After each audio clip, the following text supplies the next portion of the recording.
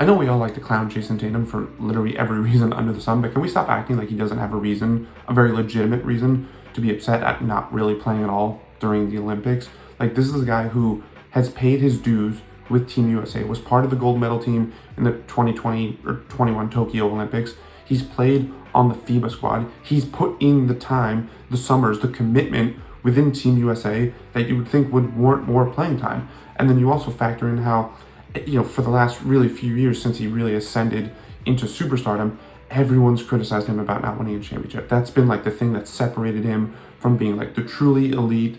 It's what's kept him a notch below. And then all of a sudden he wins the championship. He does the very thing that everyone's been telling him he needs to do to reach that upper echelon. He reaches the mountaintops, and that's still not good enough. That's still not good enough for him to be on the court with the LeBrons, the KDs, the Steph Currys. Anthony Edwards wasn't a problem for him. Wasn't a problem for Derek White. Now, obviously, the rebuttal is that, well, Team USA, it's not just about putting the best players on the court. It's about the team. That's why a guy like Derek White played over him. That's why a guy like Drew Holiday played over him. But that doesn't take away the very real human element of it all. Like, I know athletes are supposed to be, just cool with everything and accepting of everything. And, they should just be happy to be there and all the money they're making and the opportunities, blah, blah, blah. But there is still that human element.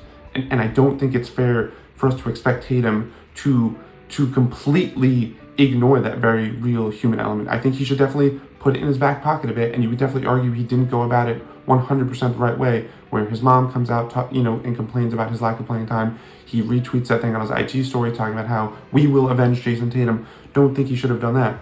But the idea that it was totally justified for him to not play, when you consider the commitment he's made to Team USA, when you consider all he's accomplished, okay? Like, think about Joel Embiid.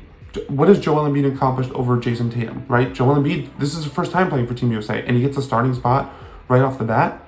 He hasn't committed to Team USA before. He hasn't won a championship the way Jayson Tatum just did. And now you can obviously talk about positions and whatever, and how Joel Embiid's a center and they need a center, but like, it's just, again, it's not like, sometimes it's not just about fit. Sometimes it's just the human emotion takes over, and I don't think Jayson Tatum was wrong to feel that way. I think he should feel like, hey, especially after just winning the championship, I validated myself as one of the best players in the league.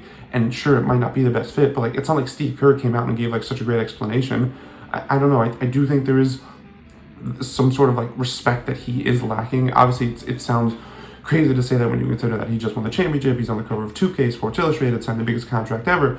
Like, so to say, he's not respected enough feels a little ridiculous. But like, I also understand this point of like, he's done everything you could possibly ask for him, and in this sense, it still doesn't feel like enough. I know there are very valid excuses of like, well, the roster construction and the minutes construction, and Derek White is more for like guarding perimeter guys, but it's just, I also understand Tatum's frustration as far as like, what more does he need to do to earn the respect to be able to play with those guys, to get on-court minutes, where like Steve Kerr, it didn't really feel like Steve Kerr gave a great explanation, at least not to the public. Maybe Steve Kerr gave a better explanation to Tatum behind the scenes, but it's just, I think it's totally valid for Tatum to say, I've put in the commitment with Team USA, that should count for something. I've won at the highest level. I'm coming off winning at the highest level. That should count for something. We talk about how, guys need to put in the time.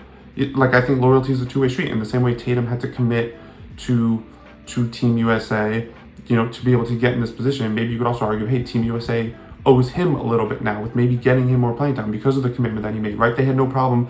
That's what the theory is, that they had to promise Joel Embiid a starting spot to get him to represent Team USA. Maybe they probably should have done the same with Tatum, because now I think Tatum's still going to play in 2028. I don't think that's in doubt, but like, again, it just all goes back to like, the frustration is very real. It's very valid. It shouldn't mean everything. It shouldn't, matter so much, but like, there is the very human element of it. And I don't think we should be bashing Tatum for just being human and feel like, hey, I did everything I was supposed to do and it still wasn't enough. I don't think it's crazy for Tatum to feel that way, and I don't think he should be criticized for feeling that way. Maybe he shouldn't have expressed it in certain ways, but like, the idea that it's wrong for him to feel that way, I think it's not really fair to him, both considering everything he's done and also just as a human being with very real human emotions.